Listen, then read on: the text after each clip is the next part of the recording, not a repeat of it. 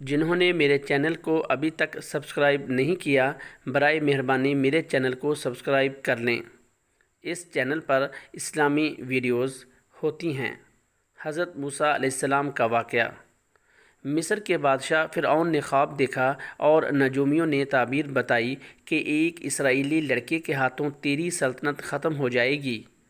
فرعون نے حکم دیا کہ میری سلطنت میں اسرائیلی گھرانوں میں کوئی بھی لڑکا پیدا ہو اسے قتل کر دیا جائے، اور اس کام کے لیے ایک خصوصی عملہ مامور کر دیا گیا۔ جس وقت حضرت موسیٰ علیہ السلام کی ولادت ہوئی، ہر طرف جاسوسی کا جال بچھا ہوا تھا۔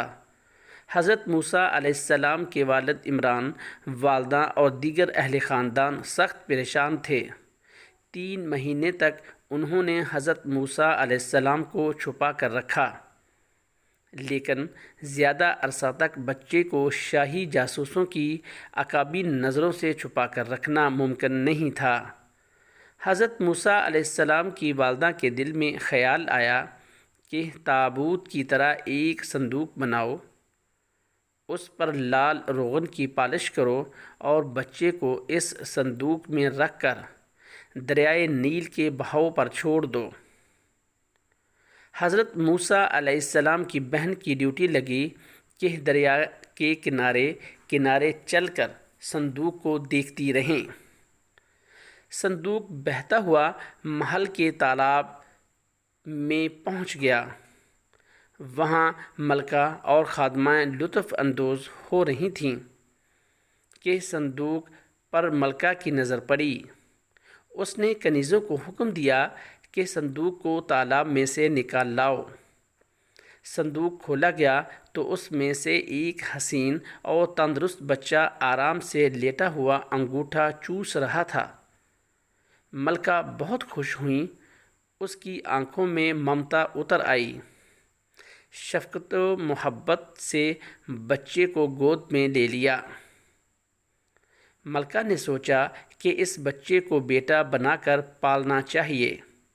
محل میں کسی نے خدشہ ظاہر کیا یہ بچہ بادشاہ کی سلطنت کو ختم کرنے کا سبب بھی بن سکتا ہے۔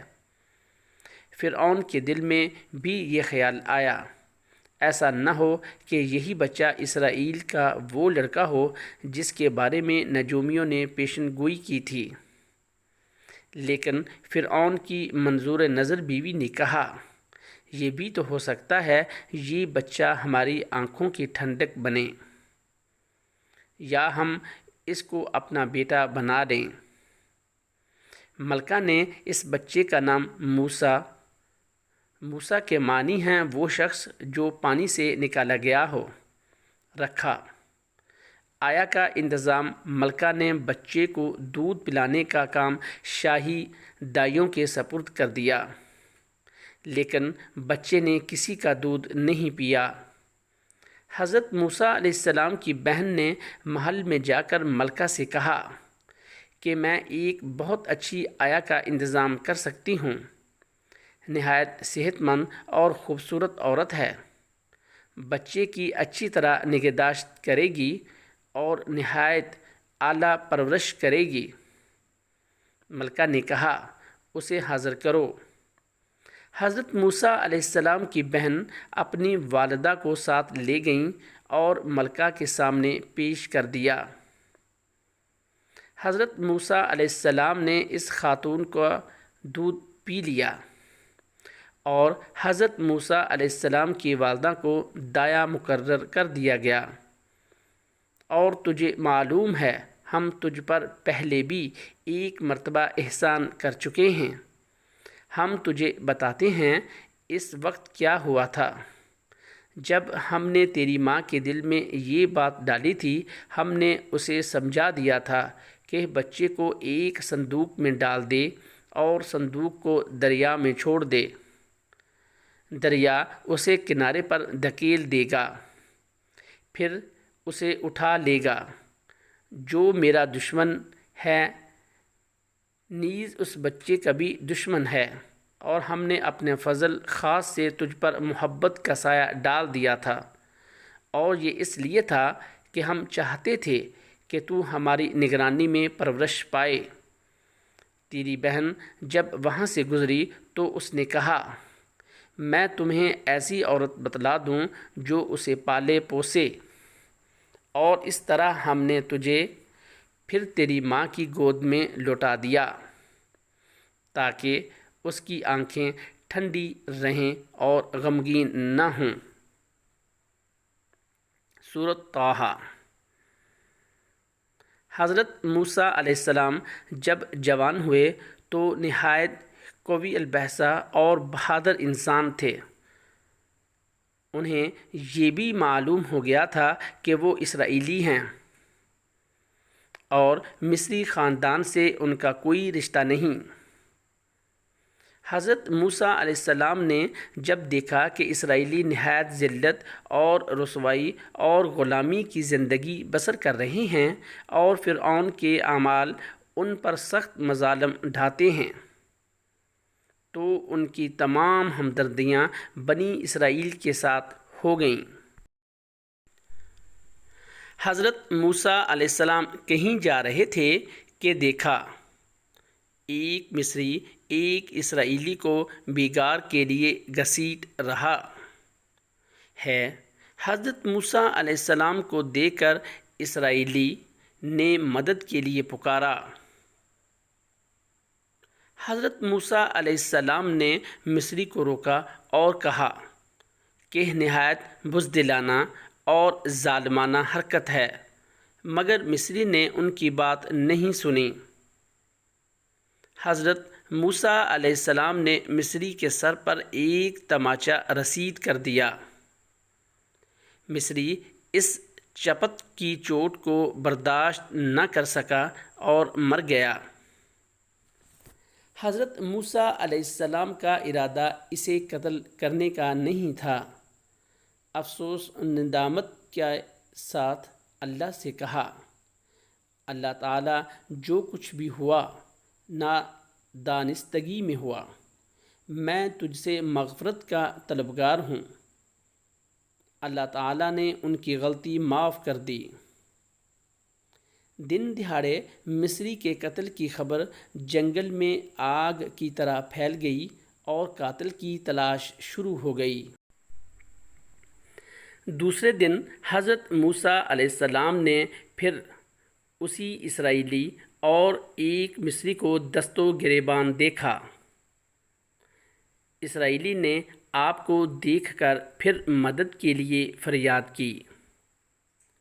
حضرت موسیٰ علیہ السلام مصری کو باز رکھنے کے لیے آگے بڑھے، لیکن ساتھ ہی ناگواری سے اسرائیلی سے کہا تو بھی بلا شبہ کھلا ہوا گمراہ ہے، خواہ مخواہ جھگڑا مول لے کر داد و فریاد کرتا رہتا ہے۔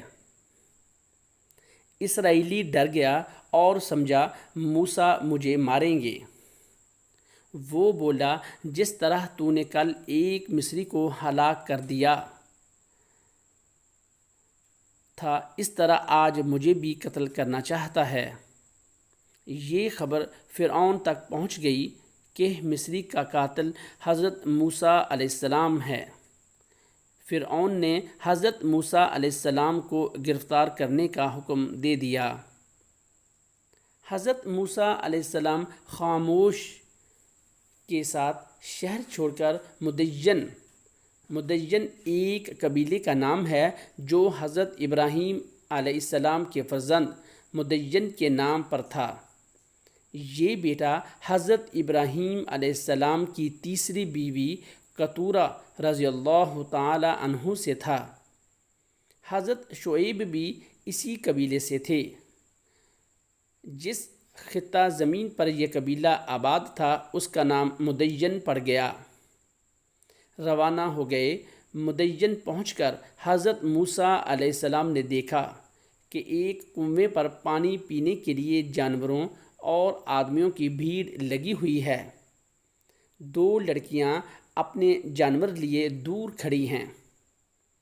حضرت موسیٰ علیہ السلام نے ان سے پوچھا کہ تم یہاں کیوں کھڑی ہو؟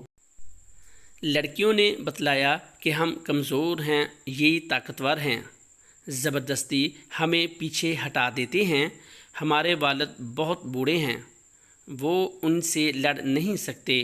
ہم انتظار کر رہے ہیں کہ سب چلے جائیں تو ہم اپنے جانوروں کو پانی پلائیں۔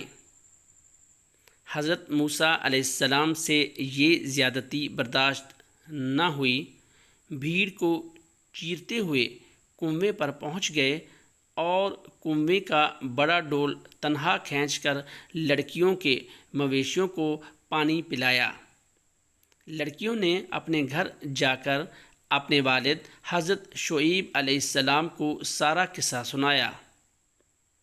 حضرت شعیب علیہ السلام نے حضرت موسیٰ علیہ السلام کو اپنے پاس بلا لیا، خاطر خواہ تواضع کی اور حالات پوچھے۔ پیدائش سے لے کر مدین پہنچنے تک کے تمام واقعات سننے کے بعد حضرت شعیب علیہ السلام نے فرمایا، خدا کا شکر ادا کرو کہ تمہیں ان ظالموں سے نجات مل گئی۔ اب کوئی خوف نہ کرو، یہاں میرے پاس رہو۔ جنہوں نے میرے چینل کو ابھی تک سبسکرائب نہیں کیا، برائے مہربانی میرے چینل کو سبسکرائب کر لیں۔ میرے چینل پر اسلامی واقعات، قرآن و حدیث کی ویڈیوز اپلوڈ کی جاتی ہیں۔